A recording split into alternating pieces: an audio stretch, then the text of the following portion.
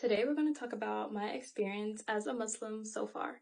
For starters, I just want to preface this by saying that Islam is perfect, but people are not. People don't always practice stuff the way that they're supposed to, and everyone's imperfect, so we all fall short on some things, and this includes Islam.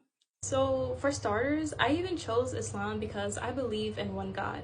I believe that God is far above anyone else, anything else, and that only God deserves our worship, our praise, and really our prayers, and only God deserves to just be worshipped by us. And even before, when I think back to right before I reverted, what attracted me to revert is because I literally felt like it was just me and God. Like I literally felt like it was just me and God in this life. Like during that time, I was really being guided, I was being directed, and I could just feel like God's love all around me. And it was just me and God until I literally put on my hijab and got on camera. It's really sad to say, but straight up, people will take your hijab as an invitation to judge you, literally. Mind you, the intention behind hijab and the reason why women wear hijab, well, the reason why we're supposed to wear hijab is to literally protect us from judgment and to protect us from being harassed. And 1000%, I can say that online, people literally do the exact opposite with hijab. They will 1000% take the opportunity to judge you and harass you, all with kind of the belief that they will get good deeds for it. People will take the opportunity to tear you apart online, to literally point out your flaws, just so they can say that, oh, at least I told her, oh, at least I can get good deeds for this, when it doesn't work like that.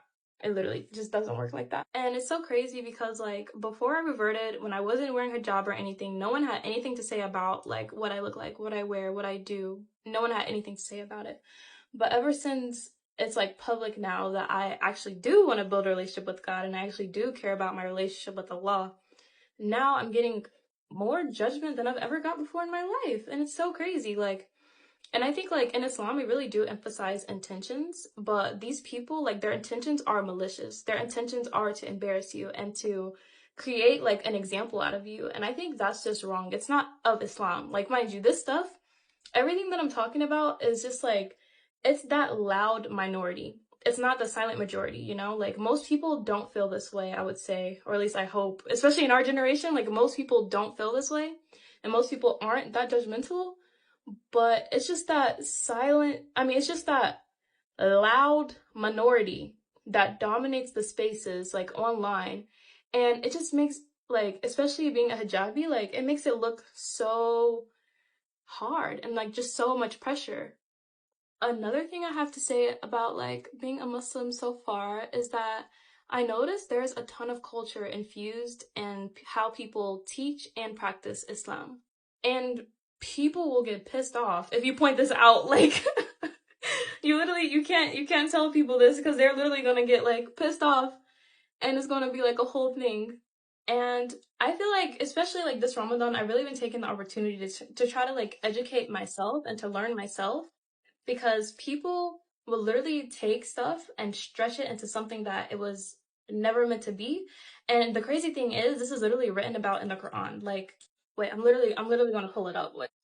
It says, "He is the one who revealed to you, O Prophet, the book, which some verses are precise. They are the foundation of the book, while others are elusive.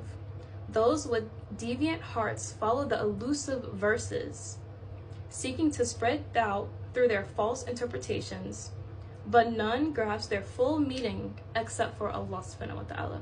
And this is 3:7 in the Quran.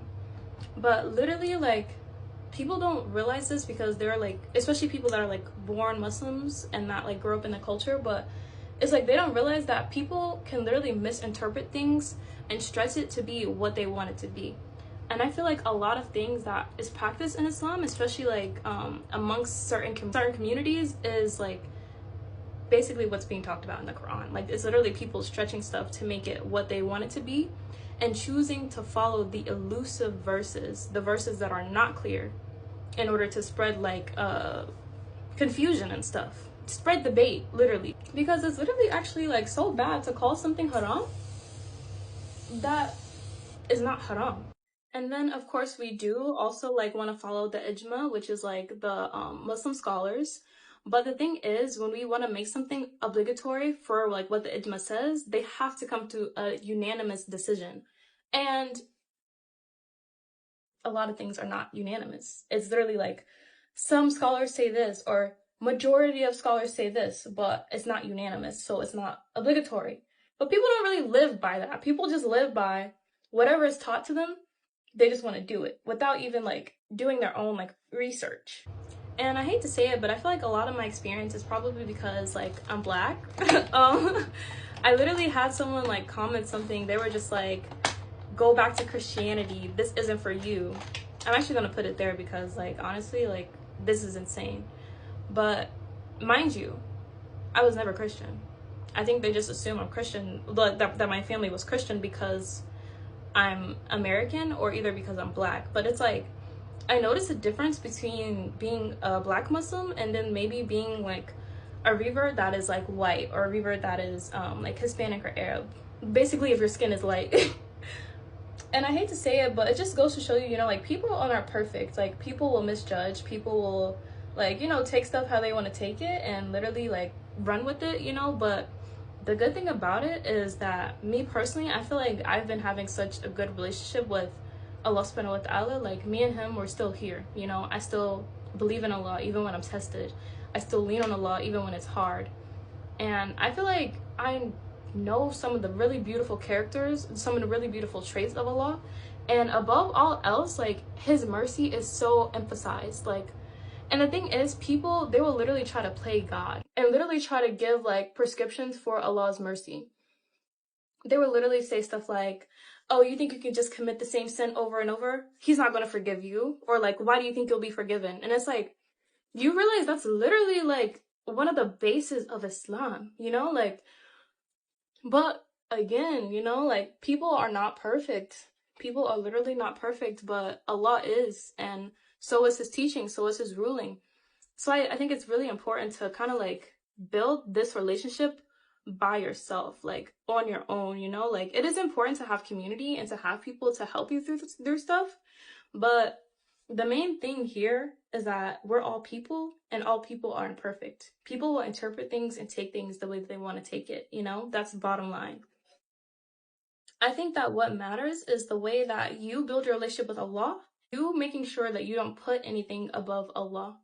Because you allowing someone to try to tell you about God's mercy is wrong. You allowing someone to try to like discourage you from Islam is wrong. And these are things that like I literally have to like teach myself. No one talks to me about this, you know, like it's stuff I literally have to just teach myself out of like love for Allah and out of just like love for Islam. And honestly, like it's been almost a year since I reverted, and I can say that like it's easy in my real life because I personally, like my personal values are in alignment with what is taught in Islam. Like a lot of the values of Islam is like stuff that I understand and that I can see why it's valuable like in my real life. And I know that Allah brought me to this religion because he loves me and he wants to like bestow his favor upon me. And I feel very blessed to be a revert, you know. I feel very blessed that like I get to say like astaghfirullah and I get to pray. I feel very blessed to be like a Muslim. It's just some of these social impacts is not what I was expecting, you know. But I mean that's literally normal, you know. That's people. People are not perfect. I'm not perfect. You're not perfect. No one's perfect, you know. We're just doing our best in this life, and that's literally all that we can do, you know. May Allah have mercy on all of our souls, and may He bless us like this Ramadan. I feel like there's actually like so many things I can talk about this topic though, like just my experiences of like finally putting on the hijab and then coming online, just my experiences, or like just even at the masjid, girl, even at the masjid, like it's crazy. Like there's so many things that I could talk about, but honestly, regardless of all these like social implications and things like that around being a Muslim, I refuse to let anyone take me away from Islam. That's how I feel about being a Muslim so far.